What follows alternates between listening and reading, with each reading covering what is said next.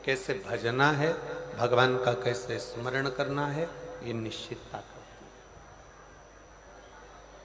हमारा एक निवेदन बेटा बेटियों से, नवयुवक बच्चों से,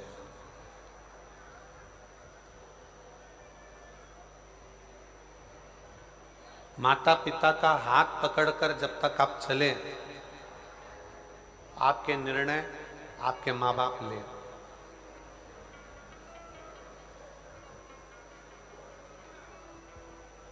जब तक बच्चा अपने माँ बाप का हाथ पकड़कर चले, निर्णय माता पिता ले। पर जब बच्चा माता पिता का हाथ छोड़कर कंधे पर स्कूल का बैग टांगकर, हाथ में पानी की बोतल लेकर, जब कंधे पर स्कूल का बैग हो, किताबों का बैग, पुस्तकों का बैग, विद्या का बैग जब अपने कंधे पर हो, तो मेरा बच्चों से निवेदन है, उस समय पर आपको किसी सद्गुरु के, किसी अच्छे शिक्षक के निर्णय की बहुत जरूरत है।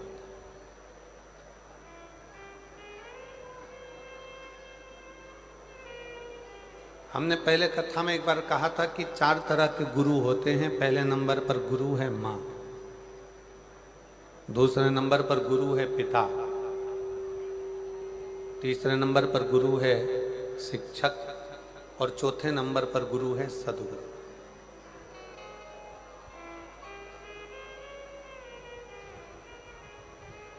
बचपन में, बाल्यावस्था में एक माँ से बढ़कर दुनिया में कोई गुरु नहीं हो सकता।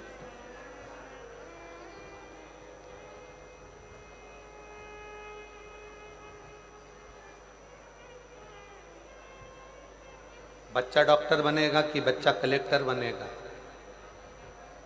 बच्चा एसपी बनेगा कि बच्चा डीएसपी बनेगा, बच्चा मंत्री बनेगा कि संतरी बनेगा कि कलंतरी बनेगा, बच्चा क्या बनेगा, बच्चा व्यापारी बनेगा, व्यवसायी बनेगा कि नौकरी करेगा, एक माँ निश्चित कर देती है।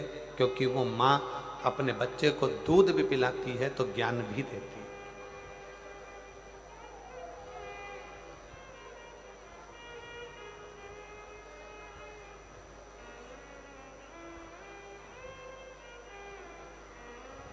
एक मां से बड़ा दुनिया में कोई गुरु नहीं है।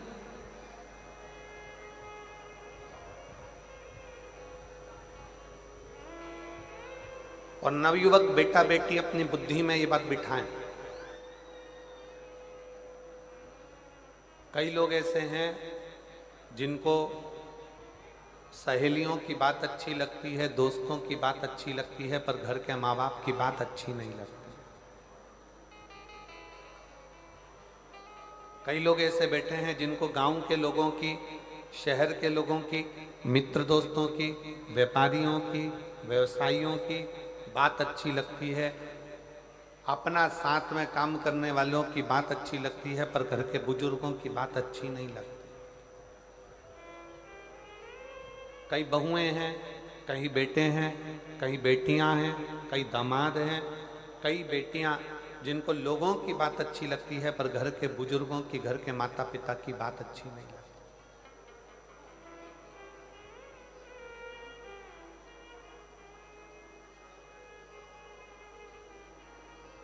और जिन बच्चों को, दुनिया के जिन लोगों को दूसरे की बात अच्छी लगे और घर के बुजुर्गों की बात बुरी लगे, समझ लेना उसने अपने पांव पर कुल्हाड़ी मार ली और एक दिन वो बर्बाद होकर रहेगा। वो बर्बाद होकर रहेगा। जिसको दुनिया में दूसरे का धर्म अच्छा लगता है, अपना धर्म बुरा लगता है, जिसको पराया धर्म अच्छा लगे, पराये लोग अच्छे लगें, पराये धर्म के लोग अच्छे लगें, दूसरे के त्यौहार अच्छे लगें और खुद के त्यौहार बुरे लगें, खुद का धर्म बुरा लगे, समझ लेना कि तुम अपने पांव पर कुल्हाड़ी मार रहे हो।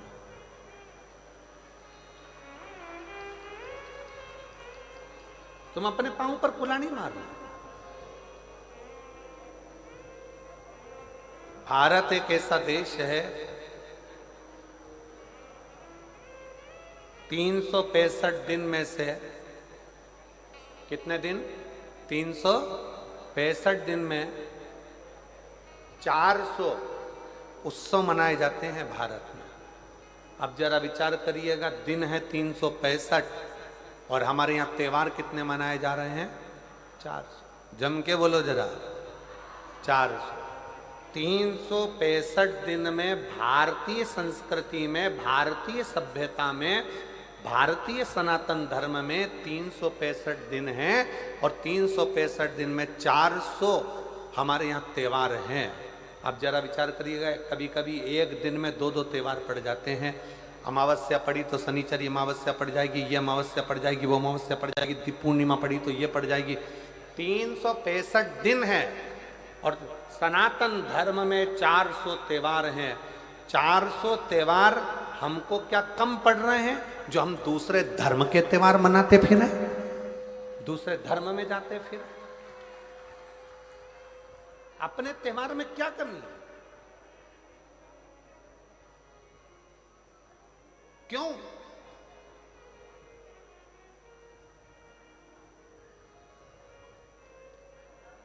किस लिए?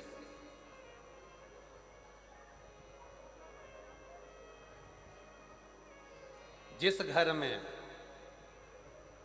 घर के माता पिता की बात बुरी लगने लगे और बाहर वालों की बात अच्छी लगने लगे तो समझ लेना ये घर बर्बादी का सिरा बन गया। मां सास से आपकी बनती नहीं है, सास से आपका कहीं संबंध नहीं है, मान लो लड़ाई भी है, झगड़ा भी है। हमारे बीच में शबरी नारायण वाले महाराज जी पधारे हैं। मैं शबरी नारायण वाले महाराज जी पधारे हैं, एक बार जोरदार ताली बजाकर उनका भी स्वागत। शबरी नारायण वाले महाराज जी प्रत्येक कथा में आप कथा श्रवण करने के लिए जब भी छत्तीसगढ़, उत्तर प्रदेश में भी कहीं कथा होती है तो लगभग आपका आगमन होता है और कथा रस तत्व आप ग्रहण करते हैं।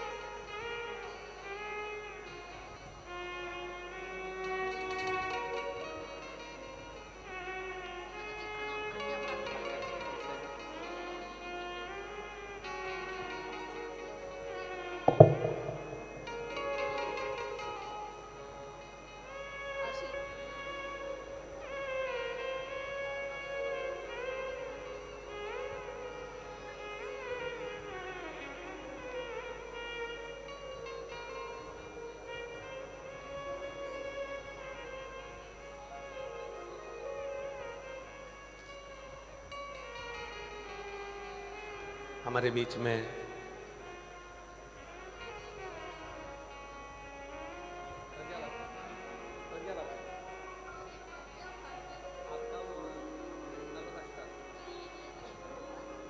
सुना के जाना है, मैं सुनूंगा।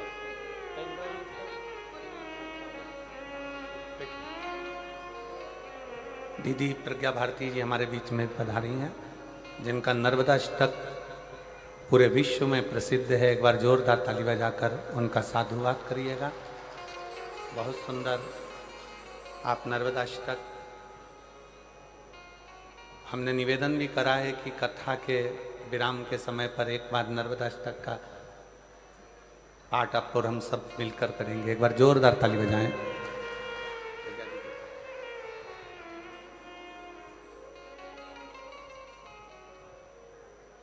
शिव कथा कर रही है, भगवान शंकर का संवाद कर रहा है, शिव महापुराण की कथा कर रहा है, शिव तत्व कर रहा है। माता पिता के शब्द भले माता से आपका झगड़ा हो, पिता से आपका झगड़ा हो, भले माता पिता हो सकता है कि आपको ऐसा लगता है कि इनको ज़्यादा दिया, उनको कम दिया, पक्षपात का भाव हो सकता है, आपके हृदय में ऐसा लगता हो कि ऐसा किया गया। पर शिव पुराण कहती है कि माता पिता के शब्द आपकी बुद्धि में, आपकी चित्त वृत्ति में श्रेष्ठ लगना चाहिए, श्रेष्ठ। कभी भी एक बात अपने जीवन में उतार कर रखिए कि घर के बुजुर्ग के पास में अगर कोई वस्तु है या घर के बुजुर्गों के पास में कोई सामग्री है, वो किसी दूसरे को नहीं देंगे, देंगे तो आपको देंगे।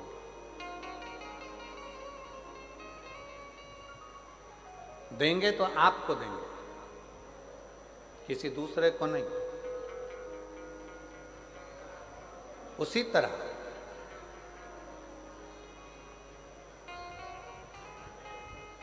शिव महापुराण की कथा कहती है कि घर का जो बुजुर्ग है, घर का जो बड़ा है, घर का जो बयो है, अगर वो आशीर्वाद देगा, यदि कुछ आपको प्रदान करेगा, वो किसी अन्य को जो दे रहा है उससे 4 गुना ज्यादा प्रबल वो बल, आशीर्वाद आपको दे रहा है, आपको प्रदान करो। इसलिए प्रयास करें। हम मना नहीं करेंगे कि आप बाहर वालों की बात को मत मानो, आप दुनिया की बात को मत मानो, आपकी सहेली की बात को मत मानो, आपके दोस्त की बात को मत मानो, खूब मानो।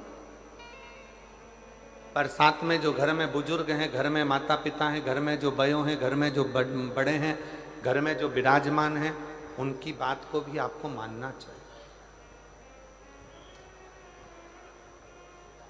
एक दिन वो आपको श्रेष्ठता के मार्ग पर लेकर जाए। शिव महापुराण की कथा कहती है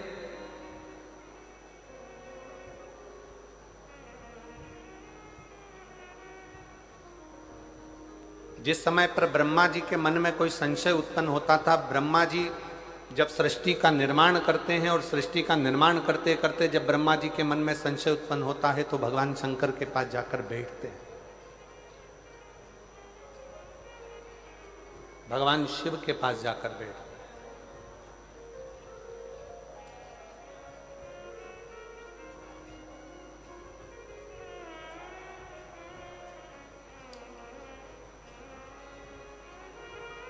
ब्रह्मा जी के हृदय में संशय हुआ, देवादिदेव महादेव के पास जाकर बैठे। भगवान विष्णु के हृदय में संशय हुआ, भगवान देवादिदेव महादेव के पास जाकर बैठे। इंद्रदेव के मन में संशय हुआ तो भगवान देवादिदेव महादेव के पास जाकर बैठे। वरुण, गरुण, 33 कोटि देवताओं के हृदय में जब कोई संशय होता है तो भगवान शंकर के पास जाकर बैठते हैं, जिससे हमारा संशय, हमारे भीतर की कुछ मन में उलझने हो तो वो समाप्त हो जाए।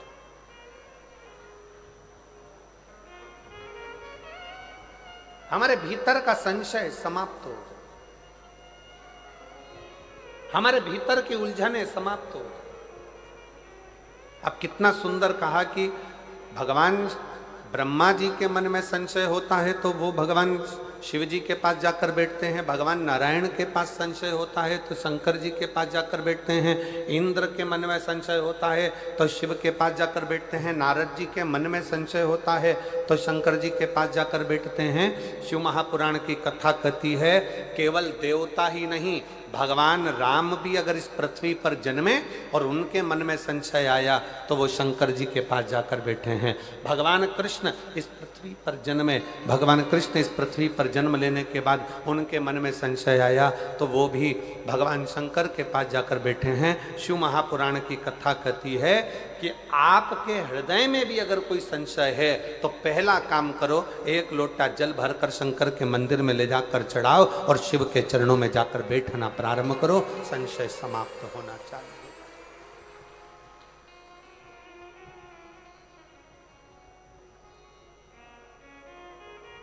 संशय समाप्त।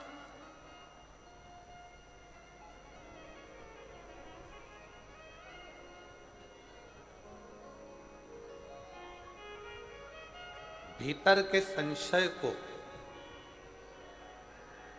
शिव समाप्त कर। अपने भीतर अगर कोई विशेष संशय आ गया, कोई परेशानी आ गई, कोई उलझने आ गई, आप शंकर जी के मंदिर में पहुंचे हो तो वो समाप्त कर दो।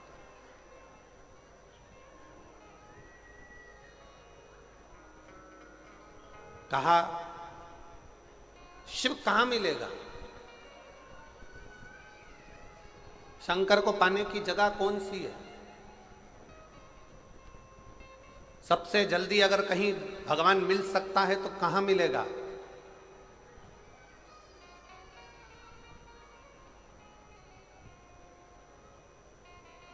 शबरी नारायण वाले महाराज जी बैठे हुए हैं। मां शबरी का बड़ा सुंदर चरित्र इन्होंने एक बार शबरी नारायण में जब हम कथा करे थे लगभग 7-8 साल पहले, ये बल्कि और ज़्यादा समय हो गया होगा, 9-1 साल के लगभग में शबरी नारायण में कथा हुई थी, 9-1 साल पहले। तब आपने एक प्रसंग सुनाया था महाराज जी कि प्रथम भक्ति में सत्संग मूल है।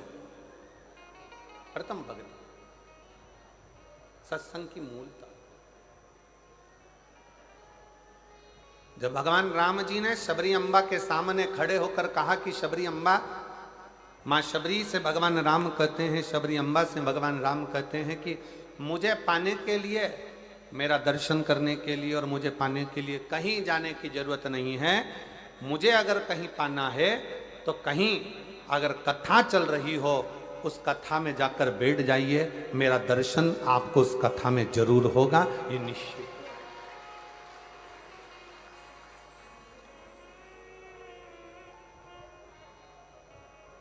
अब किस रूप में होगा, कहां होगा, कैसे होगा, ये वो निश्चित करता है। उसकी निश्चितता वो करता है। 7 दिन की कथा में आज कथा का 6ठा दिन है, जिसको शिवरात्रि कहा जाता है। आज शिव भक्त रात भर यहाँ रुककर कीर्तन करते हैं। सुबह 8 बजे से 11 बजे तक शिव भक्त कथा सुनते हैं। 11 बजे इस भूमि को नमन करके, प्रणाम कर कर उस भूमि का रज अपने मस्तक चढ़ाते हैं।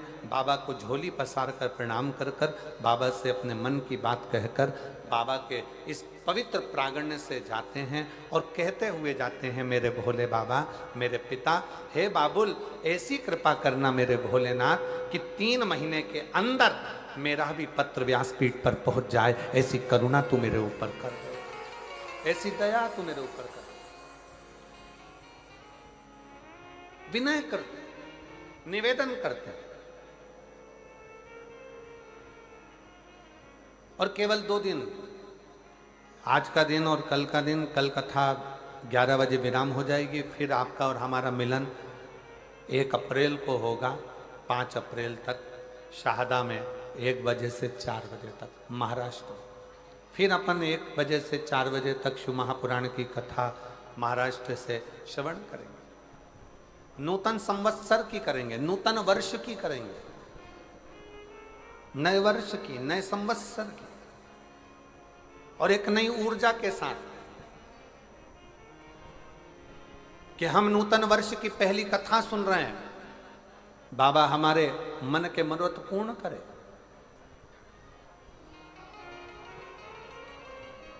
शिव के पास जाओ, शंकर के पास जाओ, शिव जी के पास जाकर बैठो, शंकर जी के पास जाकर बैठो। अपनी उलझनों को समाप्त करिए, अपनी उलझनों को मिटा दीजिए, अपनी उलझनों को समाप्त कर दीजिए। और शंभु शरणे मांगो घड़ी दे, दुख काटो दया करीन दर्शन आपो। शंभु शरणे मांगो घड़ी रे, दुख काटो दया करीन दर्शन आपो। भगवान शंकर के पास जाकर बैठना मतलब अपने संशय को मिटा देना, अपनी उलझनों को समाप्त कर देना। कहां दर्शन होगा भगवान का? भगवान का दर्शन आप कहां कर सकते हैं? तो किसी ने कहा मंदिर में जाकर भगवान का दर्शन हो सकता है। शिव महापुराण की कथा कहती है मंदिर में जाकर भगवान का दर्शन होगा, पर भगवान के श्री विग्रह का दर्शन होगा, भगवान के स्वरूप का दर्शन होगा, भगवान के श्री विग्रह का दर्शन। और भगवान के असली स्वरूप का दर्शन करना है तो कहां होगा? तो कहा जहां पर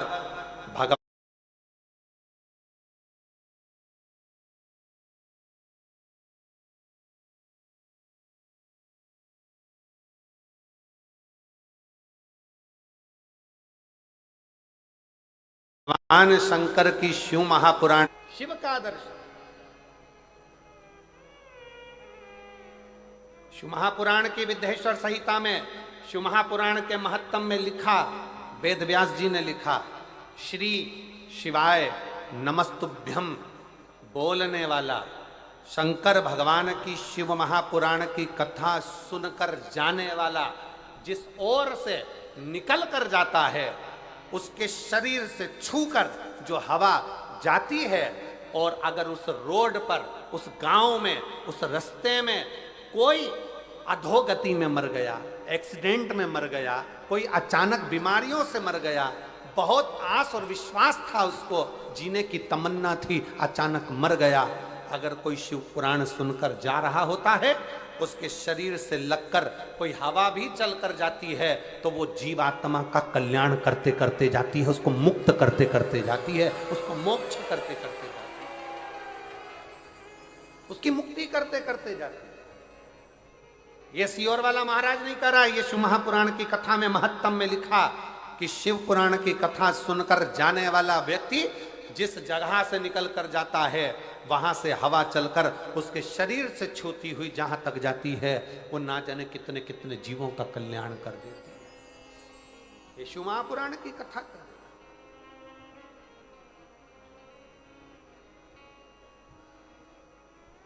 अब जरा विचार करिएगा, आप भगवान शंकर की इस पवित्र कथा को श्रवण कर कर अपने अपने गांव में जाओगे, कोई अंबिकापुर से आया, कोई जसपुर से आया, कोई कुनकुरी से आया, कोई मयाली से आया, कोई आसपास के गांवों से आया, कोई राजपुर से, कोई रायपुर से, जहाँ जहाँ लोग जहाँ जहाँ से आ सकते थे, कोई झारखंड से, कोई बिहार से, जहाँ जहाँ से आप लोग आए हो, कितना कितना भाव आपके शरीर से लगी हुई ये शिव महापुराण की तरंगें आपके शरीर से छूही ये भगवान शंकर के शिव महापुराण की माटी अपने शरीर से लगकर जब अपने गांव तक जाएगी, कितना एक भाई का पत्र देखिए।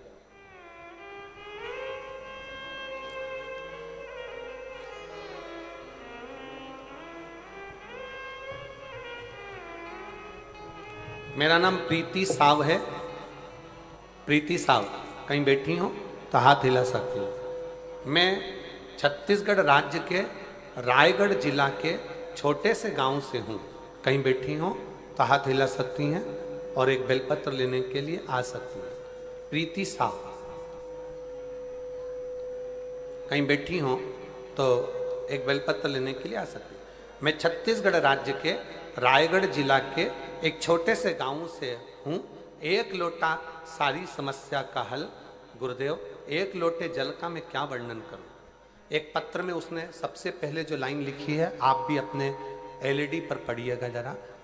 इस धरती पर ऐसा कोई इंसान नहीं जिसके पास समस्या नहीं है, पर इस धरती पर ऐसी कोई समस्या नहीं जिसका समाधान शिव महापुराण में नहीं है। जिसका समाधान शिव महापुराण में नहीं है। मैं छत्तीसगढ़ के रायगढ़ जिले की एक छोटे से गांव से हूं गुरुदेव। हमारे यहाँ पर 500 600 फीट तक पानी नहीं है गुरुदेव।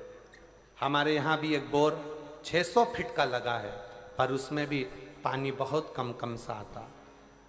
फिर एक और बोर कराया 500 फीट का, उसमें भी पानी थोड़ा थोड़ा सा आया। आखिरी में मेरी माँ पिता सब थक गए, विचार कर अब क्या करें, क्या करें। तब आपकी कथा छत्तीसगढ़ के ही एक क्षेत्र में हो रही थी और बाबा से प्रार्थना करने हम उस छत्तीसगढ़ के ही क्षेत्र में पहुंच गए और बाबा की कथा सुनकर वहां की माटी को लेकर अपने घर आ गए और हम फिर पुनः वापिस एक बोर कराए जहां हमने माटी का ढला रखा और बोरिंग की मशीन लगवाई तो 170 फीट पर हमें भरपूर पानी प्राप्त हुआ। 170 फीट पर हमें पानी की प्राप्ति हुई। गुरुदेव, दुनिया के लोग हंसे, दुनिया के लोग ताना कसें, कहीं बैठी हो प्रीति साहु, छत्तीसगढ़ रायगढ़ जिले के छोटे से गांव से है, अगर कहीं बैठी हो तो आ सकती हो। एक विश्वास, एक भरोसा, एक दृढ़ता। अब कौन कहे, दुनिया की दृष्टि में लोगों को लगता है कि शिव महापुराण का कथा का पंडाल है, यहाँ केवल कथा होती है, पर शिव जी महाराज स्वयं तुमरुका जी से भगवान शंकर कहते हैं, तुमरुका जी, जिस स्थान पर शिव महापुराण की कथा का वाचन होता है वो स्थान साधारण नहीं रहता, मेरा कैलाश काशी बन जाता है और वहां मैं निवास करता हूं, वहां मैं निवास करता हूं।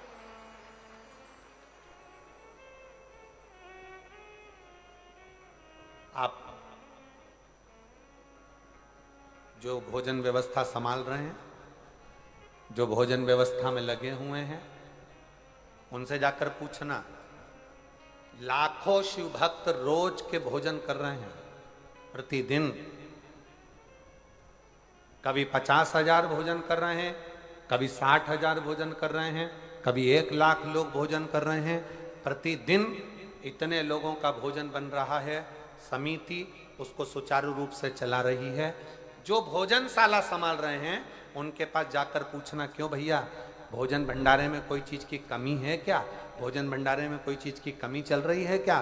तो वो हाथ जोड़कर कहेंगे, शंकर जी का भंडारा है, ऐसा चल रहा है कि रात दिन लोग खा रहे हैं और मालूम नहीं पड़ रहा।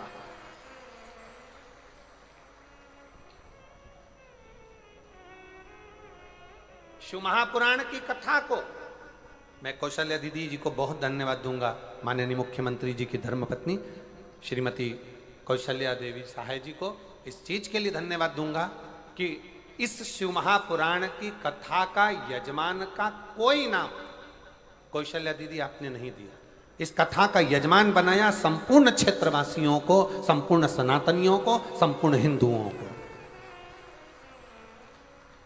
इस कथा का यजमान पद अगर किसी को दिया तो आपने संपूर्ण क्षेत्रवासियों के, वनवासी निवासियों को, वन में रहने वालों को, आदिवासियों को, वन क्षेत्र में रहने वालों को इस कथा का मुख्य यजमान का पद दिया कि ये वनवासी, ये आदिवासी, ये निवास करने वाले संपूर्ण सनातनी इस कथा के यजमान रहेंगे। मैं आपको बहुत बहुत धन्यवाद देता हूँ इस चीज के लिए। श्री शिवाय नमस्ते। बहुत ये श्रेष्ठता है, ये सहजता है, होना चाहिए। प्रभु आपकी कृपा से सब काम हो रहा है, करते हो भोले बाबा मेरा नाम हो रहा है, करते हो भोले बाबा मेरा नाम हो रहा है, भोले आपकी कृपा से सब काम हो रहा है। मैं तो नहीं हूँ काबिल, तेरा पार कैसे पाऊँ, मैं तो नहीं हूँ काबिल, तेरा पार कैसे पाऊँ, टूटी हुई वाणी से गुणगान कैसे गाऊं, टूटी हुई गुणगान कैसे गाऊं, करता नहीं मैं कुछ भी, सरेआम हो रहा है। भोले आपकी कृपा से सब काम हो रहा है। भोले आपकी कृपा से सब काम हो रहा है। करते हो डमरू वाले मेरा नाम हो रहा है। करते हो डमरू वाले मेरा नाम हो रहा है। ये उसकी कृपा से, ये उसकी दया से।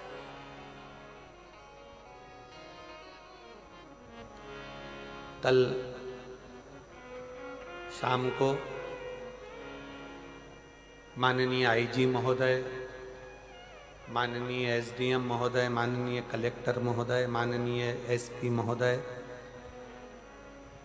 माननीय नंदे जी, सबसे मिलना हुआ था शाम को। तो एसपी सर और कलेक्टर सर एक बात बोले, बड़ी सुंदर बात थी, बहुत अच्छा लगा सुनकर कि महाराज जी इस आदिवासी वनवासी क्षेत्र के लोगों का कोई, उन्होंने शंकर जी की बहुत भक्ति करी होगी जो ये शिव पुराण की कथा यहाँ पहुंची है। ये उनकी भक्ति का फल। मैं क्षेत्रीय जसपुर क्षेत्र के कलेक्टर महोदय, एसपी, आईजी, एसडीएम, कमिश्नर आदि सबको बहुत बहुत, यहाँ के एसएसपी, एसपी, टीआई सबको साधुवाद देता हूँ कि आपकी सोच में, आपकी बुद्धि में कम से कम वनवासी क्षेत्र का कल्याण है। कल्याण कितना सुंदर वर्णन किया कि इनके पुण्य थे। और उस बात को सुनकर हमारे मन में एक बहुत अच्छी बात ध्यान में आ गई कि आदिवासी क्षेत्र में, वनवासी क्षेत्र में अगर ये कथा हो रही है तो इसका प्रसंग हमारे स्मरण में आया वो भगवान राम जी का, कि वो वन के लिए जाते हैं और गंगा जी के तट पर पहुंचकर निषाद राज को आवाज लगाकर कहते हैं, निषादों के राजा आओ, हमको पार होना है, गंगा जी से हमको पार लगा।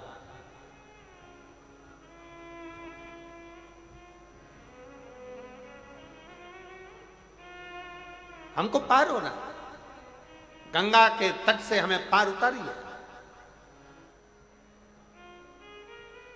तो वो कहते ना, कभी कभी भगवान को भी भक्तों से काम पड़े, जाना था गंगा पार प्रभु, केवट की नाव चढ़े।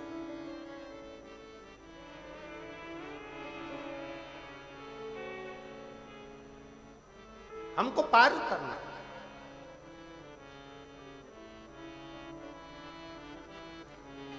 नाव लाई जाए, बहुत सारे केवट अपनी अपनी नावों को लेकर आए। किसी की नाव में रतन जड़े थे, किसी की नाव चंदन की बनी थी, किसी की नाव में छाता था, किसी की नाव में छत्र लगा था, किसी की नाव में पेंटिंग हुई थी, किसी की नाव में कढ़ाई हुई थी, किसी की नाव में घड़ाई हुई थी, कोई नाव में तांबा लगा था, कोई नाव में चांदी लगी थी, कोई नाव में पीतल लगा था, कोई नाव इतनी सुंदर थी कि वो देखते रह जाओ। इतनी सारी नाव घाट पर आकर खड़ी हो गई और भगवान निषादों का राजा निषाद राज ने भगवान राम जी से कहा, प्रभु ये सारी नाव आपकी है, आप जिस नाव पर अपना हाथ रख दोगे वो नाव में आप बैठकर चले जाओगे। आपके लिए नाव का ढेर लगा दिया गया।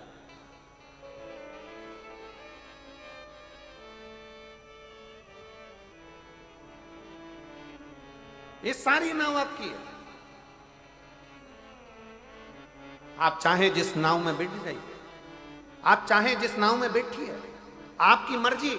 ये नाव का ढेर लगाया। निषाद राज ने एक ध्वनि कर कर अपने निषादों को सूचना कर दी कि नाव लाओ, राम जी आए, पार उतरेंगे, नाव लाओ। सब ने अपनी अपनी नाव को झड़ा कर, साफ कर कर, पोंछ कर, बढ़िया सुंदर तैयार कर कर, इतना सुंदर श्रृंगार कर कर सब ने नाव खड़ी कर दी। सब ने, एक से बढ़कर एक नाव गंगा जी के घाट पर खड़ी थी, एक से बढ़कर एक नाव गंगा के तट पर खड़ी थी। और सारी नाव लगने के बाद, सारी नाव जब लग गई, 25-50 नाव का ढेर लग गया निषादों की, तब आखिरी में एक नाव आखिरी में खड़ी थी जिसमें एक केवट अपने तन पर जो पिछोड़ा रहता है, अब इधर हमको नहीं मालूम कि इधर क्या बोलते हैं, तन पर एक गमछा, पिछोड़ा, एक कपड़ा पुरुष लोग अपने कंधे पर रखते हैं, पिछोड़ा, गमछा, एक केवट बैठा अपनी नाव की ओर, और नाव में बैठा बैठा कपड़े को गीला कर रहा है नाव के पानी से और बाहर निचोड़ रहा है। फिर नाव में भरा, फिर निचोड़ा, फिर नाव में भरा, फिर निचोड़ा। क्यों? क्योंकि ये केवट की नाव नीचे से फूटी थी और फूटी हुई नाव में अंदर से पानी आ रहा था, तो केवट उस नाव का पानी बाहर निचोड़ रहा था, नाव को खाली कर रहा था। राम जी इतनी सुंदर सुंदर नाव को देखे और देखने के बाद राम जी आगे बढ़ते बढ़ते बढ़ते बढ़ते बढ़ते बढ़ते उस केवट के पास पहुंच गए जिसकी नाव में छेद था। नाव पुरानी थी और केवट के पास जाकर कहा, केवट तुम्हारी नाव लगाओ, मैं इससे पार उतरूंगा, तुम्हारी। आज हमको लगता है आदिवासी क्षेत्र में, वनवासी क्षेत्र में, इस वीराने जंगल में, इस मयाली में, इस कुनकुरी में, जशपुर में अगर आज ये कथा हो रही है तो हमको तो लगता है कि वो केवट का चरित्र याद आ गया कि अच्छी अच्छी नाव छोड़कर भगवान राम उस टूटी हुई केवट की नाव के पास गए। टूटी हुई जिस नाव में छेद है उस नाव के पास।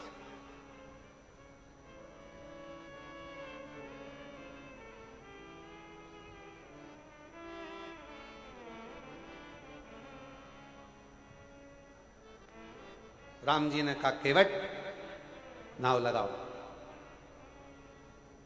केवट राम जी को देखता रहा, सुध नहीं पड़ी। जिस समय पर पहली बार अनाउंस हुआ होगा व्यासपीठ से कि मयाली जसपुर में कुनकुरी के अंतर्गत मधेश्वर महादेव में शिव महापुराण की कथा है, तो आधे तो जसपुर वालों के टेंशन हो गया होगा, इतनी पास, इतनी नजदीक। सोचा ही नहीं था, कभी नहीं सोचा था कि महाराज यहां जाएगा, कथा हो जाएगी। आधे से ज्यादा मेरी जीजियों ने तो मुझे लगा होगा कि उस दिन गुलाब जामुन बना के खाई होगी, इतनी नजदीक।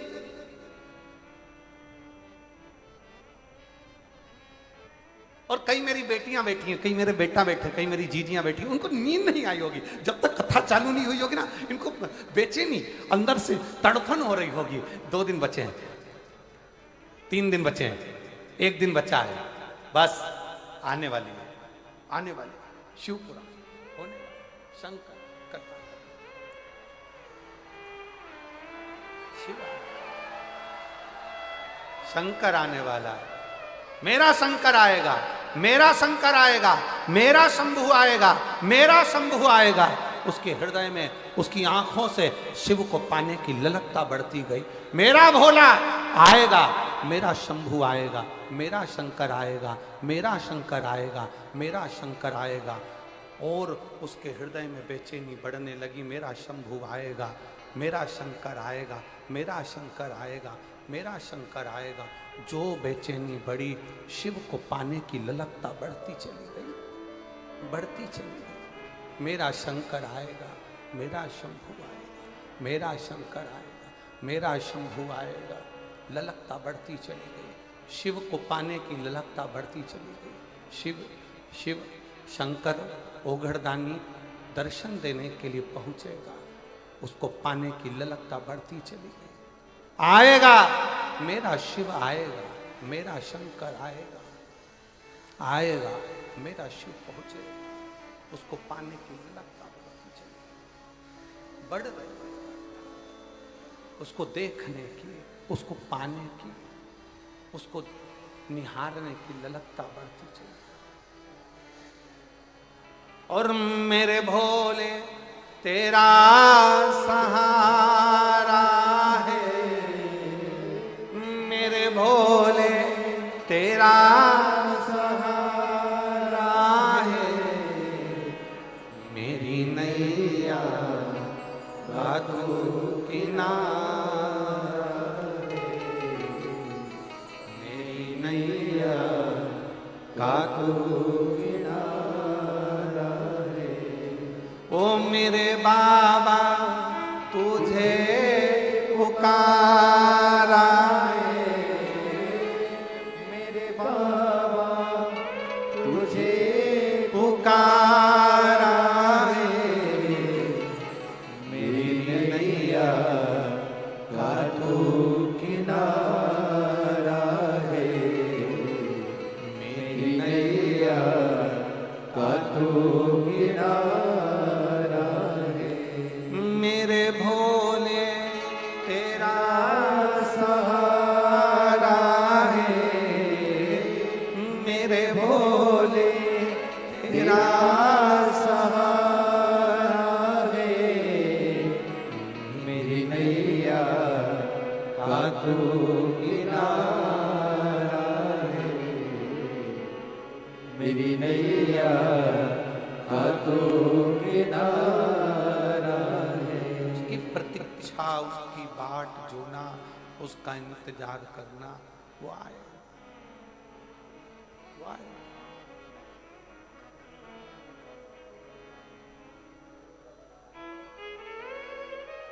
हे मेरे जसपुर की जीजियों, मेरे जसपुर के जीजाओं, मेरी बेटियों बेटाओं, शंकर शिव कब आता है कब जाता है लोगों को मालूम ही नहीं पड़ पाता है, और किस रूप में आकर ऐसी तरंग के साथ, ऐसी सुगंध के साथ, ऐसे वायु संचार के साथ, ऐसे आनंद के साथ निकल कर चले जाता है, लोगों को मालूम ही नहीं पड़ पाता कि कब आया और कब चले गया, कब आया।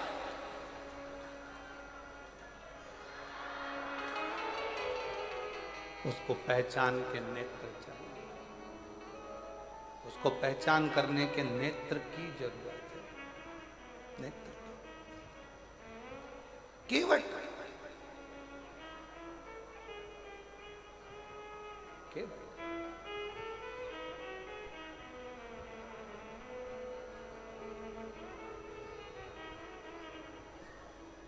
तेरी नाव लगा ले, तेरी नाव। केवट ने कहा,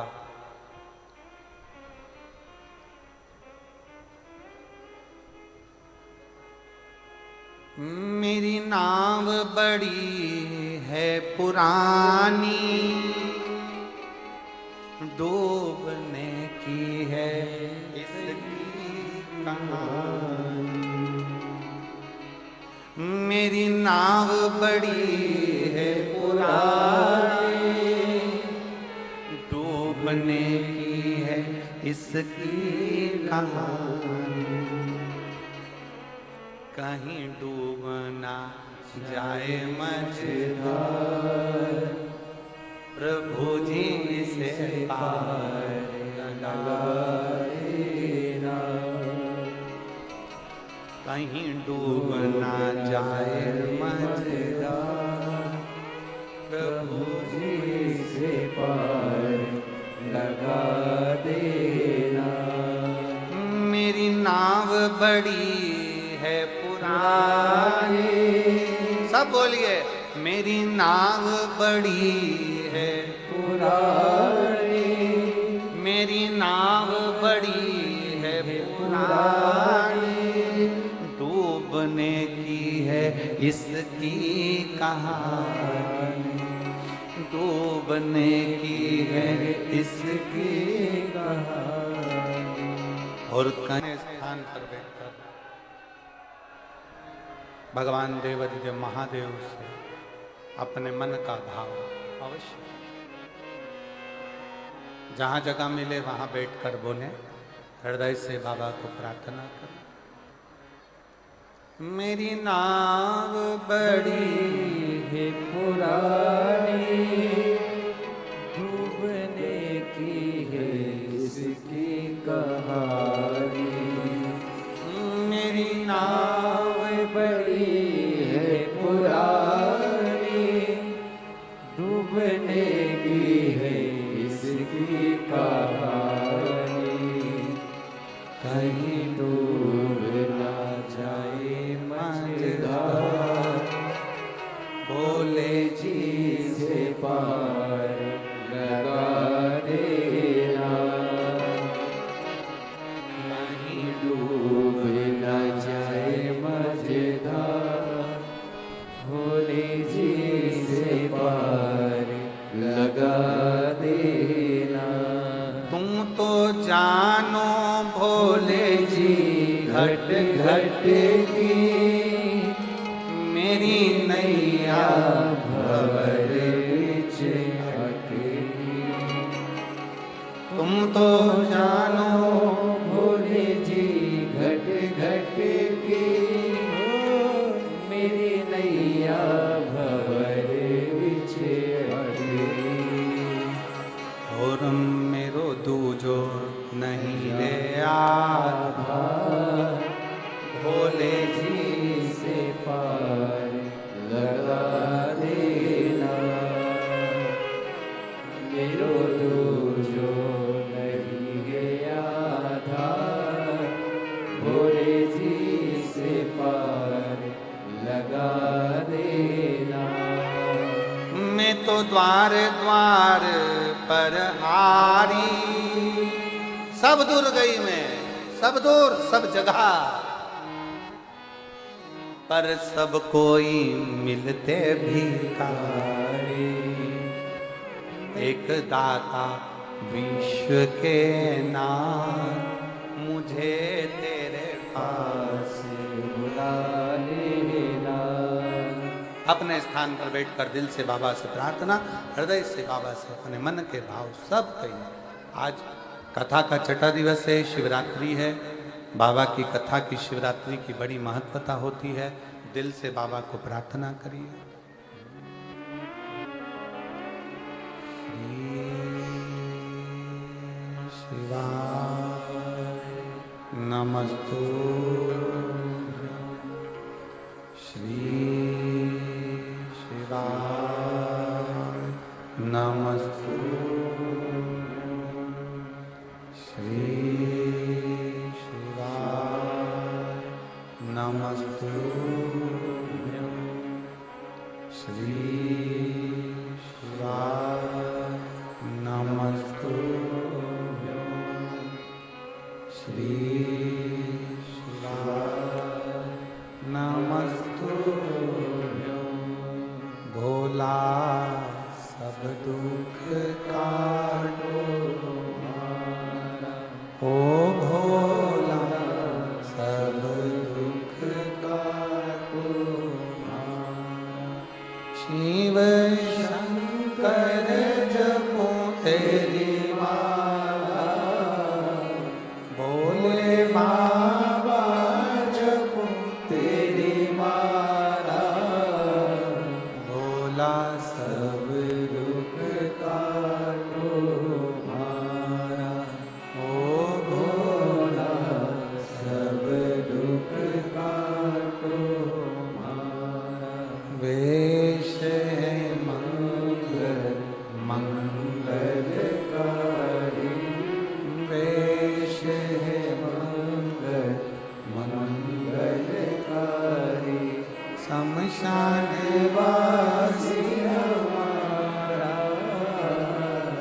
शमशान वासी हमारा ओ भोला सब दुख काटो ओ भोला सब दुख काटो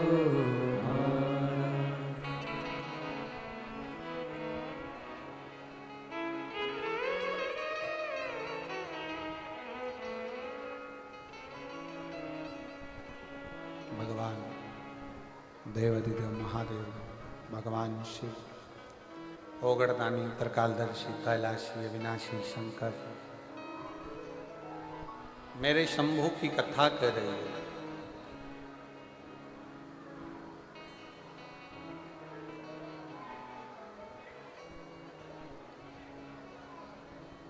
राम जी से कहा गया, राम जी ने केवट से कहा कि पार उतार।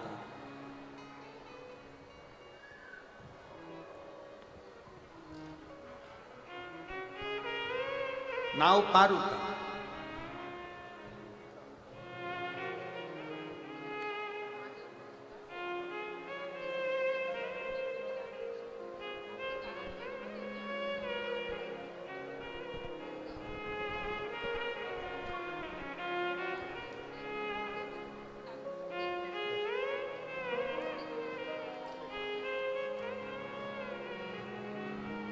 शिव तत्व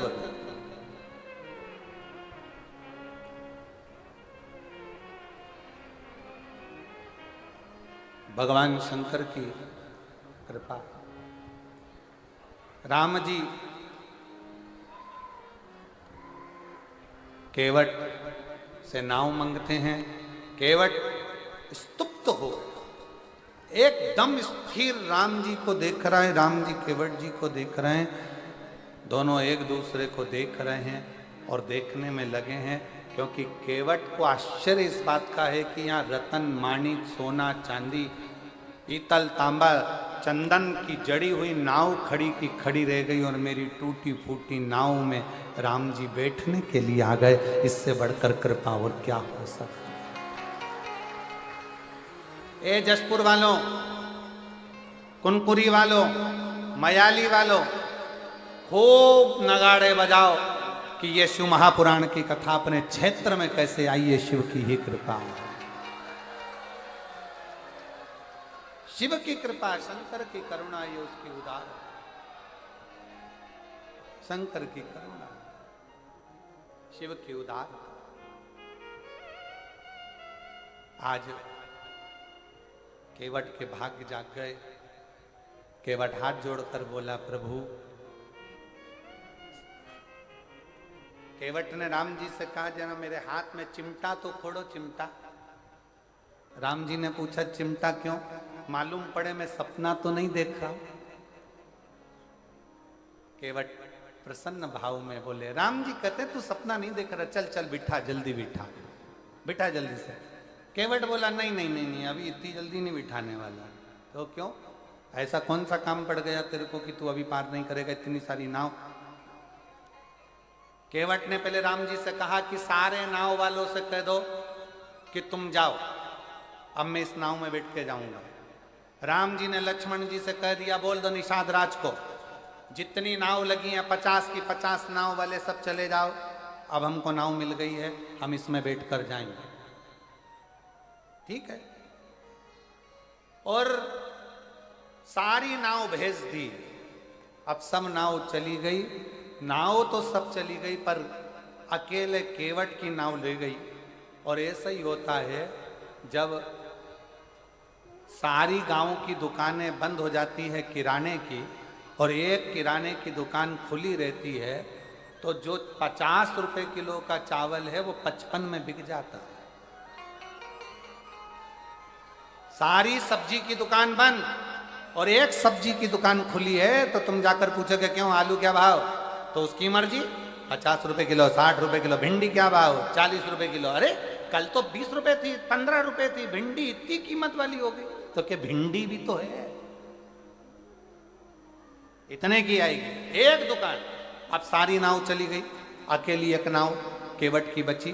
अब भगवान राम जी से केवट कहने लगा, प्रभु एक बात कहना चाहता हूँ, बिठाने को तो अब भी नाव में बिठा लूँगा, पार भी उतार दूंगा, पर दिक्कत इतनी सी है, मैंने सुना है, मेरे को सूचना मिली है कि तुम्हारे चरण की रज से पत्थर स्त्री बन गई थी, तो मुझे ऐसा लगता है कि मेरी नाव भी स्त्री बन जाएगी। इसलिए निवेदन है प्रभु, मेरे हाथ से एक बार तुम्हारे चरण धो दूं, फिर तुम्हें नाव में बिठाऊंगा, इससे ज्यादा कुछ नहीं चाहिए।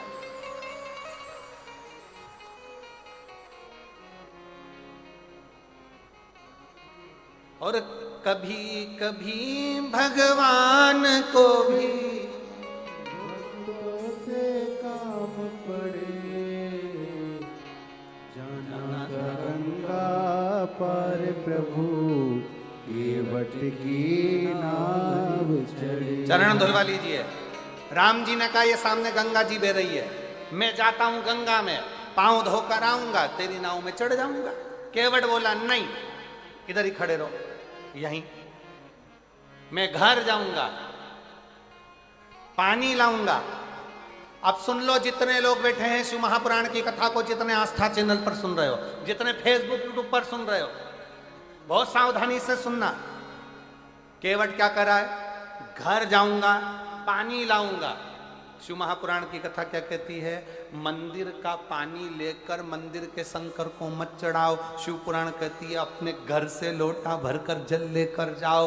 क्यों? केवट चाहता तो गंगा जी का पानी वहीं उठाकर धोके राम जी को बिठा देता, पर नहीं, घर जाऊंगा, घर से जल लाऊंगा। क्यों? क्योंकि घर का जो जल आता है वो हमारी 71 पीढ़ी को तार देता है। अपने घर का जल मेरे अकेले के लिए नहीं, मेरे पूरे कुल को तारने के लिए लाऊंगा। राम जी कहने लगे घर कितनी दूर है? एक काम कर, हमें तेरे घर ले चल, वहीं धो लेना और वापिस ले आना। केवट बोला नहीं नहीं नहीं, घर में इतनी जगह है नहीं, तुम तो यहीं खड़े रहो, दूसरा नाव वाला तुम्हें पकड़ के ले गया तो एक काम करो, तुम यहीं रहो। राम जी बोले ठीक है, जल्दी जा, जल्दी आना। केवट जाने लगा। इतने में लक्ष्मण जी राम जी के पास आकर बोले प्रभु मेरा एक निवेदन स्वीकार करोगे? राम जी ने पूछा क्या? क्यों इसके चक्कर में पड़े हो? दूसरी नाव बुला लेते हैं और निकल जाते हैं। केवट ने सुनते से दौड़ के वापिस आ गया, राम जी का हाथ पकड़कर गंगा नदी की रेत पे खड़ा कर दिया और राम जी का हाथ पकड़कर खड़ा कर कर एक उंगली से चारों तरफ घेरा बना दिया और घेरा बनाकर कहा प्रभु अगर इस घेरे से बाहर निकले तो मेरी सौगंध है तुमको। राम जी अच्छे खासे पेड़ की छांव में थे, अब मालूम पड़ा धूप में खड़ा कर दिया। राम जी ने लक्ष्मण जी से कहा थोड़ा धीरे नहीं बोल सकता था? इतना तेज बोला, वो मुझे धूप में खड़ा करके चले गया। राम जी कहते हैं अभी तक भगवान भक्त को बांधता था, आज भक्त ने भगवान को बांध दिया, लगा दिया फेरा वहीं पर खड़े राम। केवट गया घर, पत्नी को आवाज लगाया, सुनती है? पत्नी ने पूछा क्या? मेरी मां जिस पात्र में आटे को सनती थी वो कठवता कहाँ है? पत्नी ने कहा वो रखा, ये तो पत्थर का, मेरी अम्मा के जमाने का लकड़ी का पात्र लाया, पत्थर का नहीं। पत्नी ने पूछा क्यों? पति ने कहा ये पत्थर का कठवते में अगर चरण धुलाऊंगा तो पत्थर पे से पानी सूख जाएगा, लकड़ी के कठवते में धुलाऊंगा तो लकड़ी पानी को सोख लेगी, रोज आटा उसनेंगे, रोज राम जी के चरण का जल मिल जाएगा और अपना कल्याण हो जाएगा। रोज लकड़ी का कठवता लिया, पत्नी से कहा तू भी मेरे साथ चल। एक लोटा जल भरा और सीधे राम जी के पास पहुंच गए। राम जी के पास पहुंचकर कठवता रखा नीचे, पत्नी को दिया लोटा, राम जी से कहा रख दो इसमें तुम्हारे चरण। राम जी ने बर्तन देखा तो छोटा सा था, अपना एक पांव रख दिया। केवट ने कहा प्रभु एक में काम नहीं चलेगा, दोनों रखो। राम जी ने पूछा छोटा सा बर्तन है, गिर जाऊंगा, 2 पांव नहीं आएंगे। केवट कहने लगा बिल्कुल नहीं गिरोगे, एक काम करो मेरा सिर पकड़ लो, मेरा सिर पकड़ लो। राम जी ने मन में सोचा कितना चतुर है रे ये, आज तक भगवान नारायण ने किसी के सिर पे हाथ नहीं रखा और क्या कि मेरा सिर पकड़ो। राम जी बोले मैं गिरना पसंद है पर तेरा सिर पकड़ना पसंद नहीं पकड़। अब केवट राम जी ने दोनों चरण अंदर रख दिया और केवट ने अपनी पत्नी को पकड़ाया पानी का लोटा। केवट ने कहा तू पानी डाल, मैं इनके चरण धोता हूं। ये कह रहा है मैं हाथ नहीं रखूंगा और मैं भी इनका पक्का चेला, हाथ रखवा के मानूंगा, हाथ रखवा के मानूंगा। और मेरी जीजियों, ए मेरे जसपुर वासियों, कुनकुरी के निवासियों, मायाली गांव के वासियों, ये आपका विश्वास था, जैसे केवट ने सोच लिया था कि मैं राम के हाथ रगवाऊंगा, आपने सोच लिया था एक बार शिव महापुराण की कथा जरूर हो, तो आपका विश्वास।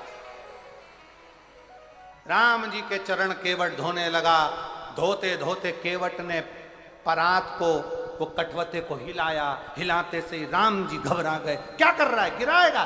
केवट बोला नी गिरोगे, मेरा सिर पकड़ो हो। राम जी बोले नी पकड़ूंगा। अब नी पकड़े तो केवट ने फिर हिलाया। लक्ष्मण जी बोले भैया जाते जाते हड्डी वड्डी टूट जाएगी, पूरा वनवास यहीं हो जाएगा और इसके चक्कर में अपन पड़े रह जाएंगे, तुम तो पकड़ लो। राम जी ने अपना एक हाथ केवट के सिर पे रखा। केवट ने सोचा एक हाथ तो भगवान तुम कजन कित्तों के सिर पे रख दोगे, जब दोनों हाथ रखा है तो बात हो। केवट ने फिर हिलाया, राम जी के पकड़े, गिराएगा क्या? और जो सिर पकड़ा देवता पुष्पों की वृष्टि करने लगे। धन्य है रे केवट, तू धन्य धन्य। जैसे देवता पुष्पों की वृष्टि करे थे, आज इस वनवासी क्षेत्र में, आदिवासी क्षेत्र में, ये पूरे क्षेत्र में आज देवता भी ऊपर से देख रहे होंगे कि शिव पुराण इतने वीरान जंगल में, इतने वीरान जंगल में, गजब। तो देवता भी ऊपर से बैठे बैठे पुष्प वर्षा तुम्हारे लिए कर रहे होंगे कि शिव की कथा का आनंद ले रहे हैं। चरण धोए, चरण धोए, चरणामृत लिया।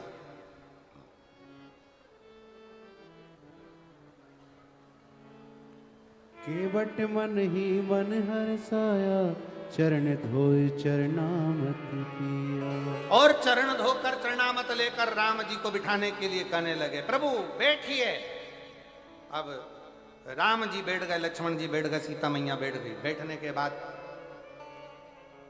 कंधे पर जो कपड़ा रखा था वो कपड़ा दे दिया लक्ष्मण जी को, तुम पकड़ो।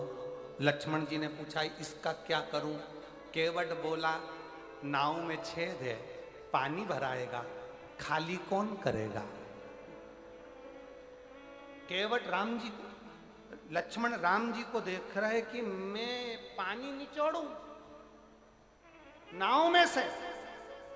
राम जी लक्ष्मण जी से बोले या तो निचोड़ ले, नहीं तो अपन डूब जाएंगे। क्या मतलब? निचोड़। अब लक्ष्मण जी पूरी नाव का पानी निकालते रहे, निकालते रहे। केवट नाव चलाता रहा, चलाता रहा, यहां से जाए वहां, वहां से जाए यहां, यहां से जाए वहां, वहां से जाए यहां। राम जी को पार ही नहीं उतारे। अच्छा सबसे ज्यादा गुस्सा किसको आ रहा होगा बोलो जम के? हैं? लक्ष्मण जी को। क्यों? क्योंकि पानी निकाल निकाल के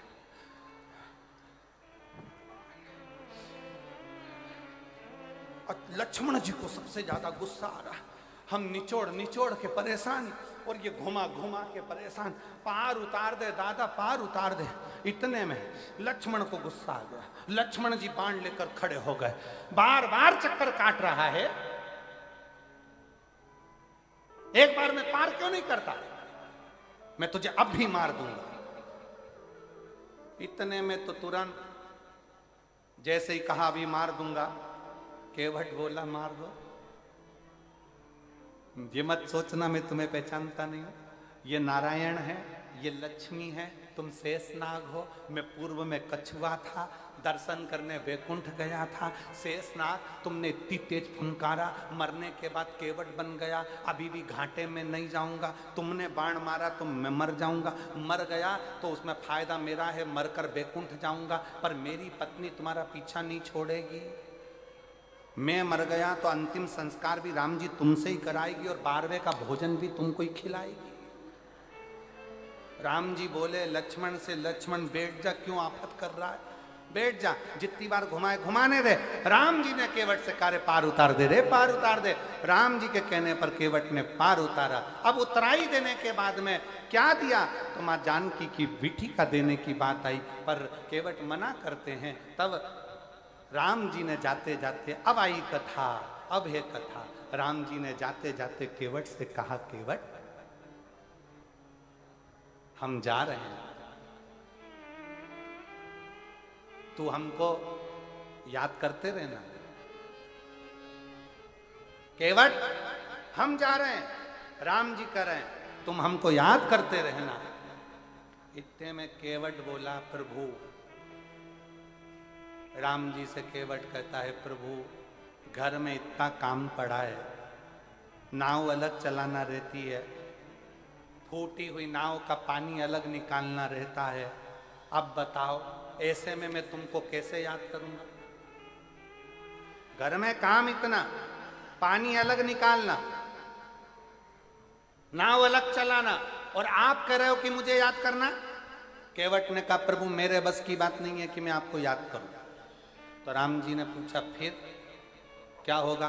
केवट ने कहा प्रभु मैं आपको याद करूं ये मेरी औकात नहीं, बस इतनी कृपा करना आप मुझे याद कर लेना, मेरी जिंदगी सार्थक हो जाए।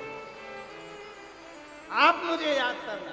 और शायद जसपुर वासियों के लिए, मयाली वालों के लिए, किनकरी वालों के लिए ये बहुत बड़ी बात है कि आप भले शंकर भगवान को, मधेश्वर नाथ को याद करे कि नहीं करे, पर मेरे भोलेनाथ ने आप सबको याद कर लिया, इसलिए शिव महापुराण की कथा यहां।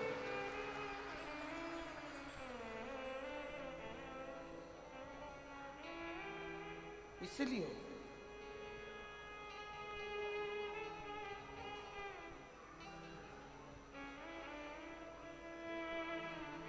और मेरी नाव बड़ी है पुरानी, सब बोलिए सब, मेरी नाव बड़ी है पुरानी और डूबने की है इसकी रवानी, मेरी नाव बड़ी है पुरानी डूबने की है इसकी रवानी, कहीं डूब न जाए मझधार, भोले जी से पार लगा देना।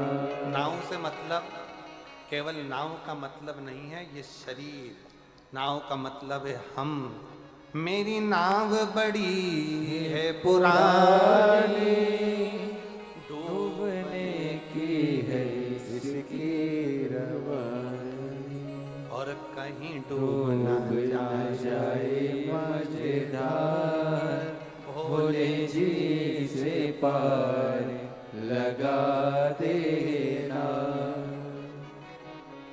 नंदीनाथ मेरो संदेश भोले से जाए सुना देना। हम जब शंकर के मंदिर में जाएं एक लोटा जल समर्पित करने के लिए, तो भगवान शंकर से कहना भोले बाबा, हे नंदीश, हे नंदी बाबा, हो सकता है हम याद करना भूल जाएं, पर मेरे डमरू वाले, हे नंदी बाबा, तुम मुझे मत भूल जाना। मैंने एक लोटा जल चढ़ाया है ना, एक दिन शंकर को लेकर मेरे दरवाजे पर जरूर आना। इतनी कृपा जरूर, इतनी दया जरूर। और तुम तो जानो भोले जी घट घट की, हर एक के घट की बात जानता है, इसलिए उसका नाम शिव है। एक पत्र देखिए, पंचे, पति मंगल पंचे, निवासी, निवासी जरा पढ़ के बताओ तुम लोग, एलईडी पर पढ़ो क्या लिखा है। बोरी पारा, बौरी पारा, घूटरा पारा, अंबिकापुर की हैं। कहीं बैठी हैं आप ही हैं? एक बार वापिस हाथ हिला दो, आ जाओ, एक बेलपत्र लेकर जाओ, आ जाइए, आ जाओ। मेरा नाम मंजू पंचे, पति मंगल पंचे, निवासी बोरी पारा, घुटरा पारा, अंबिकापुर के निवासी हूँ। गुरुदेव, एक लोटे जल का मैं क्या वर्णन करूं। मेरे गले में 2024 से गठान हो गई थी, जिसकी वजह से गले में दर्द रहता था, भोजन करने में दिक्कत होती थी, बोलने में तकलीफ होती थी, बहुत तकलीफ की जिंदगी जी रही थी। डॉक्टरों ने कह दिया था इसका ऑपरेशन करना पड़ेगा। ऑपरेशन करने के बाद जांच होगी और जांच में मालूम पड़ेगा कि इसकी स्थिति क्या है। ये काय की गठान है, कैसी गठान। बहुत तकलीफ का जीवन हो गया गुरुदेव, टेंशन में जिंदगी चलने लगी। इतना तकलीफ हुआ, तब हमने महाराष्ट्र में भी जांच कराया, रायपुर में भी जांच कराया, सभी डॉक्टरों ने ऑपरेशन का बोला। हर डॉक्टर ने ऑपरेशन का बोल दिया और डॉक्टर ने कहा इसको जल्दी से जल्दी ऑपरेशन कराना। तभी मेरे पियो और उसने अपने गले में, मेरे पिए ने गले में पहना हुआ एक रुद्राक्ष, जो कि वो सीहोर से लेकर आया था, उसने अपने गले का रुद्राक्ष मुझे निकाल कर दे दिया। गुरुदेव, मैं नहीं जानती कि सीहोर के रुद्राक्ष में क्या है, और आज फिर निवेदन करूंगा इस व्यासपीठ के माध्यम से, सारी दुनिया का रुद्राक्ष रुद्राक्ष होगा, पर सीहोर का जो रुद्राक्ष होता है कुबेरेश्वर धाम का, जो बेचा नहीं जाता, जो मार्केट में नहीं मिलता और ना ही उसको खरीदना चाहिए। अगर कोई कहे कि सीहोर का रुद्राक्ष हमें कितने का मिलेगा, समझ लेना बेवकूफ़ बना रहा है।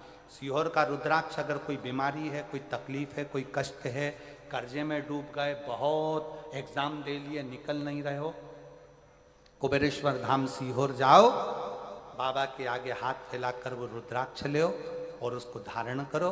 बीमार हो तो तांबे के कलश में उसको गलाओ रात भर, सुबह शंकर जी को जल चढ़ाकर उसका जल पीना प्रारंभ करो, धीरे धीरे बीमारियां कटना प्रारंभ हो।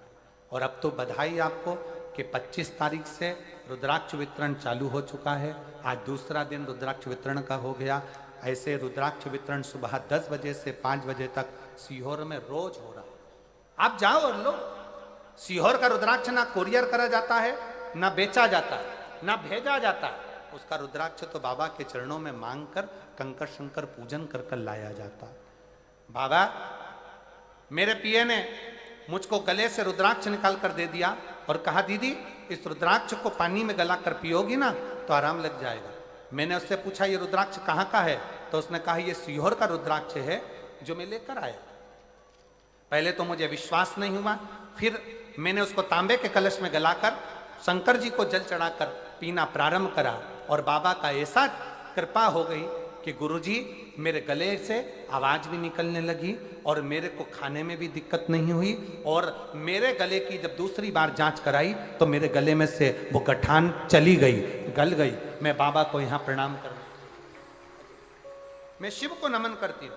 मेरा ऑपरेशन नहीं हुआ, ऑपरेशन की नौबत आ गई थी, पर बाबा ने मुझे ऑपरेशन भी नहीं होने दिया और मेरी गले की गठान ठीक। शिव कृपा।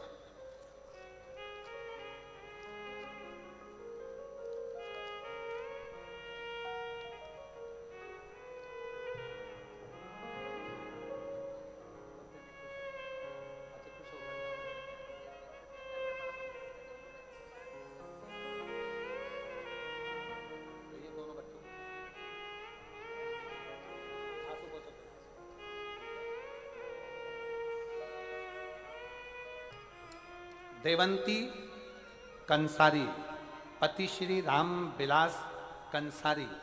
मैं सीतापुर मध्य प्रदेश छत्तीसगढ़ की रहने वाली हूँ। मेरा मोबाइल नंबर ये है, कहीं बैठी हो तो हाथ हिला सकती हैं।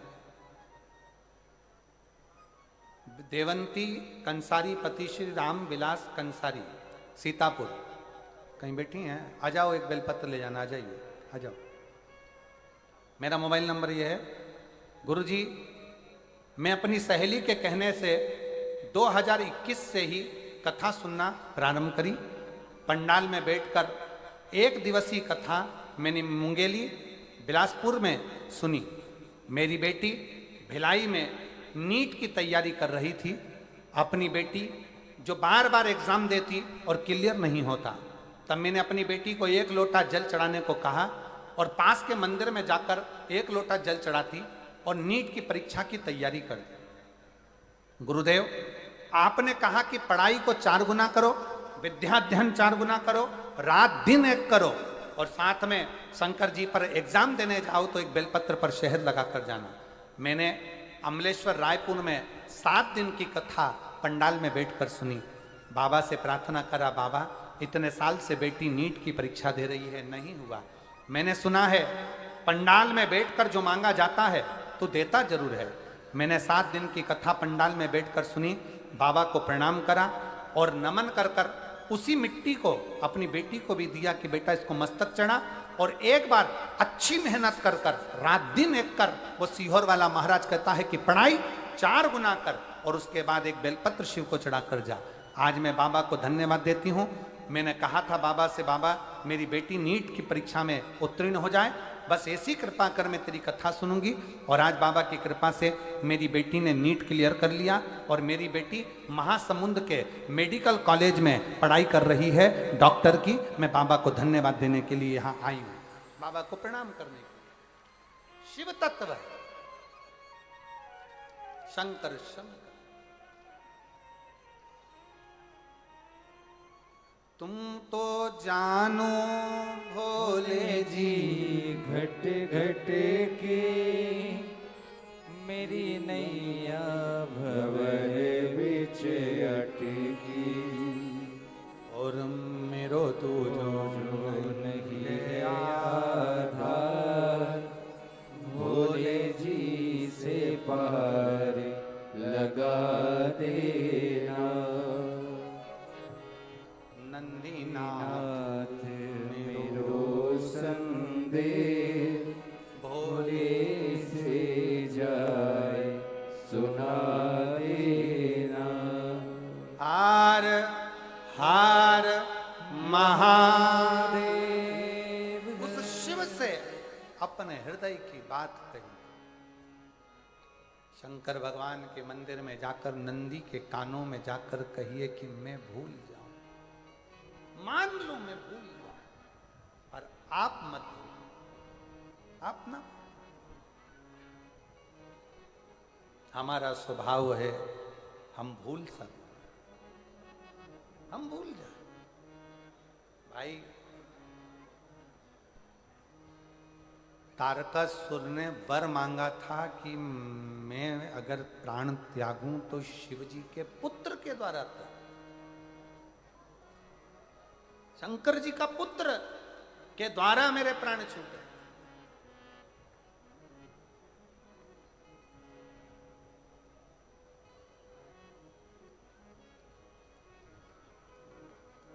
क्यों? तारकासुर को मालूम था अगर भगवान शिव का मंगल विवाह हो जाएगा उनके पुत्र आ जाएंगे, और पुत्र आ गए तो मैं जो शंकर से लगन लगा कर बैठा हूं मेरा कार्य पूर्ण होगा।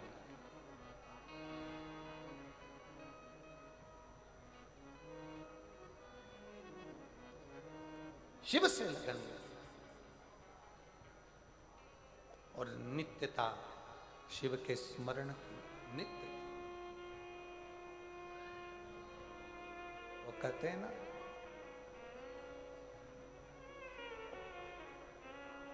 अपनी किस्मत का ताला हो, अपनी किस्मत का ताला तुम खोलते चलो। अब आप लोग बोले इसके आगे। खान पर बैठकर आज कथा की शिवरात्रि है, बड़े भाव से बाबा को प्रार्थना करिए, निवेदन करिए, विनय करिए हृदय से। कल कथा सुबह 8 बजे से 11 बजे हो जाएगी, टीवी पर 1 बजे से 4 बजे तक ही आएगी। और बाबा को अपने मन का भाव आप और हम कहेंगे, हृदय से दिल से प्रार्थना करेंगे, निवेदन करेंगे।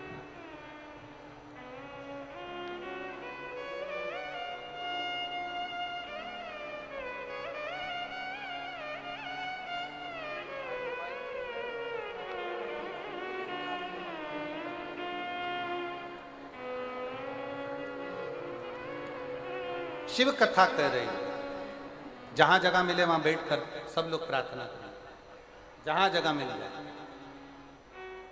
देखो बार बार योग नहीं लगेगा। आज बड़े भाव से भगवान की ये पवित्र कथा का लाभ मिला है आप और हमको। बाबा से प्रार्थना करने के लिए बहुत दूर दूर से आए हो, 100, 500, 200 रुपये खर्च कर 50-60 रुपये का पेट्रोल डीजल डलवा के यहाँ पहुँचे हो, दिल से प्रार्थना कर, विनय कर, सब साथ में बोला। श्री शिवाय नमस्तुभ्यं, श्री शिवाय नमस्तुभ्यं, श्री शिवाय नमस्तुभ्यं, श्री शिवाय नमस्तुभ्यं, श्री शिवाय नमस्तुभ्यं। भोला सब दुख काटो हमारा, ओ भोला सब दुख काटो हमारा। शिव शंकर जपूं तेरी माला, भोले बाबा जपूं तेरी माला, भोला सब दुख काटो हमारा, ओ भोला सब दुख काटो हमारा। वेश है मंगल मंगलकारी, वेश है मंगल मंगलकारी, शमशान वासी हमारा, शमशान वासी हमारा, ओ भोला सब दुख काटो हमारा, ओ भोला सब दुख काटो हमारा।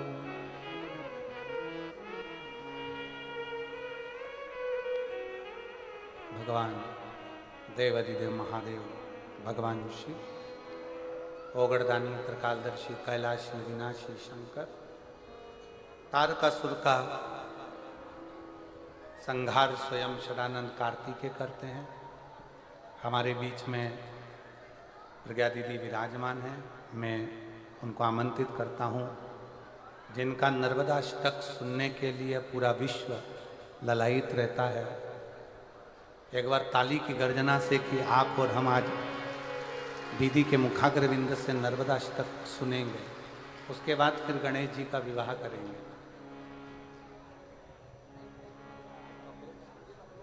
तो संगीत वालों को बता दें।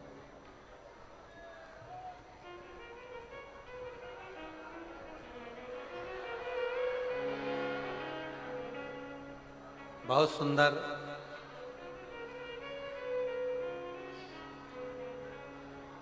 आप नर्मदाष्टक माँ नर्मदा जी का गुणगान करते हैं बड़े भाव से, आनंद के साथ में।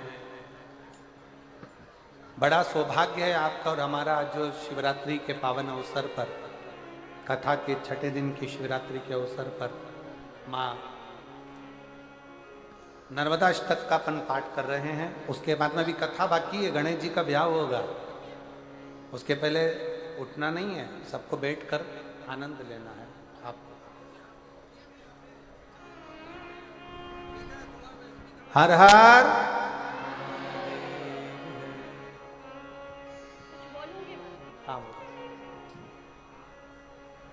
भोलेनाथ को अपने ज्ञान चक्षु में आंचते हुए व्यासपीठ पर विराजमान पूज्य सद्गुरुदेव को नमन, आप सभी जनता जनार्दन को नमन, हमारी प्यारी सी कौशल्या देवी जी को नमन। आज मैं इस कथा में आई, मैंने अपने आने की सूचना कौशल्या जी को नहीं दी, अचानक आई हूँ, समय नहीं बताया। इन्होंने कहा था आना है, मैंने कहा आऊँगी, समय की सूचना नहीं दी, अचानक से आई। लेकिन आज मुझे ये प्रसन्नता हो रही है कि मैंने आकर अपना परिचय पूज्य महाराष्ट्री को दिया, तो प्रसन्नता ये हुई कि ये मुझे मेरे नाम से ही नहीं, मेरी माँ शिव तनया माँ नर्मदा के नाम से मुझे जानते हैं। एक बार प्रेम से कहें नर्मदा मैया की जय। पूज्य महाराज श्री, 2 शब्द आपसे कहना चाहती हूँ। दिल की बात है कि जब ये भारत देश रामलला की प्राण प्रतिष्ठा के पूर्व शिव भक्ति में सराबोर हो रहा था तो मैं समझ नहीं पाई, लेकिन ये जवाब मुझे रामलला की जब प्राण प्रतिष्ठा हो रही थी तब मिला कि शास्त्र सही कहते हैं, बिना सद्गुरु के शिव की कृपा नहीं होती और बिना शिव की कृपा से राम की कृपा नहीं होती। पूज्य गुरुदेव, ये भारतीय संस्कृति आपकी ऋणी है, यह देश आपका ऋणी है, यह समाज आपका ऋणी है कि आपने सही दिशा प्रदान की है समाज को। और मुझे माँ नर्मदा के पावन चरणों का स्मरण इस पावन भूमि में करने का अवसर प्रदान किया है। आए कुछ शब्द माँ नर्मदा के चरणों में पुष्पांजलि के रूप में अर्पण कर रही हूँ। सविंदु सिंधु सुस्खल तरंग भंग रंजितम द्विषत्सु पाप जात जात कारिवारी संयुतम कृतांत दूत काल भूत भीति हारि वर्मदे त्वदीय पाद पंकजम नमामि देवी नर्मदे त्वदीय पाद पंकजम नमामि देवी नर्मदे त्वदम्बुलीन दीनमीन दिव्य संप्रदायिकं कलोमलोघ भारि हारि सर्वतीर्थनायकं लक्ष लक्ष लक्ष लक्ष सार नर्मदे त्वदीय पाद पंकजं नमामि देवी नर्मदे आगंभीर नीरपूर पाप दूत भूतलं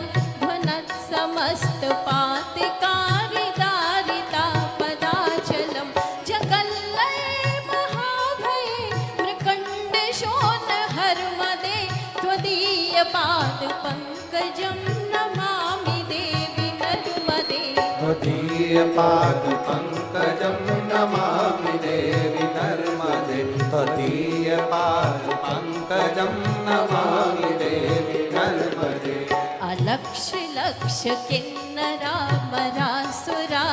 पूजितं सुलक्ष नीर तीर धीर पक्षि लक्ष पूजितं वशिष्ठ शिष्ट पिप्पलादि करदमादि शर्मदे त्वदीय पाद पंकजं नमामि देवी नर्मदे त्वदीय पाद पंकजं नमामि देवी नर्मदे त्वदीय पाद पंकजं नमामि देवी नर्मदे सनत कुमार नाचिकेत कश्यपात्रि षट्पदे घृतं स्वकीय मानसेषु नारदाति षट्पदे रवीन्द्ररन्ति देवदेव राजकर्म शर्मदे त्वदीय पाद पंकजं नमामि देवी नर्मदे त्वदीय पाद पंकजं नमामि देवी नर्मदे त्वदीय पाद पंकजं नमामि देवी नर्मदे अलक्ष लक्ष लक्ष पाप लक्ष सार सायुधं ततस्तु जीव जन्तु तन्तु भुक्ति मुक्तिदायकं विरञ्च विष्णु शङ्करं स्वकीय धाम वर्मदे त्वदीय पाद पंकजं नमामि देवी नर्मदे त्वदीय पाद पंकजं नमामि देवी नर्मदे त्वदीय पाद पंकजं नमामि देवी नर्मदे इदं तु नर्मदाष्टकं त्रिकालमेव हि सदा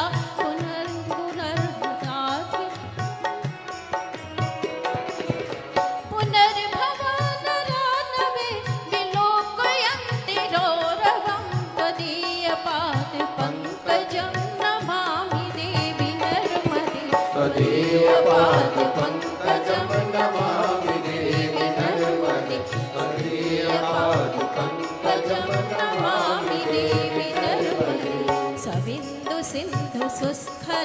तरंग भंग रंजितम विशत्सु पाप जात जात कारिवारि संयुतम कृतांत दूत काल भूत भीति हारि वर्मदे त्वदीय पाद पंकजम नमामि देवी नर्मदे त्वदीय पाद पंकजम नमामि देवी नर्मदे त्वदीय पाद पंकजम नमामि देवी नर्मदे त्वदीय पाद पंकजम नमामि देवी नर्मदे त्वदीय पाद पंकजम नमामि देवी नर्मदे। बोलिए नर्मदा मैया की। श्री शिवाय नमस्तुभ्यम।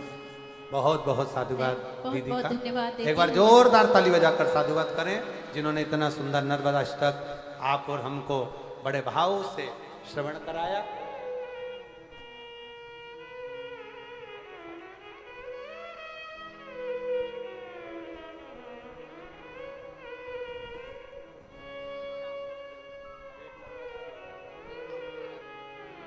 तारकासुर का संहार हुआ।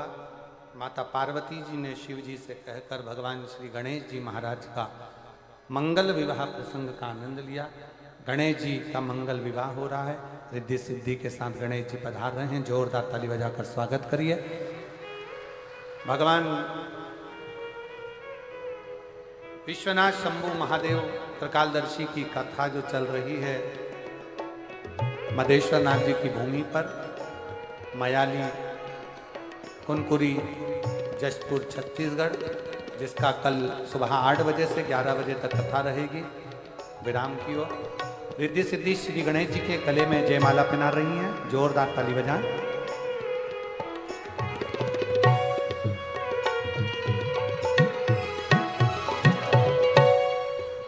गणेश जी महाराज ने रिद्धि सिद्धि के गले में जयमाला पहनाई है। रिद्धि सिद्धि ने वही जयमाला निकालकर वापस श्री गणेश जी महाराज के गले में पहनाई। गणेश जी ने दोनों के कंधे पर अपना हस्त कमल रखा है और चारों तरफ आनंद की वर्षा हुई है। बोल गणेश जी महाराज की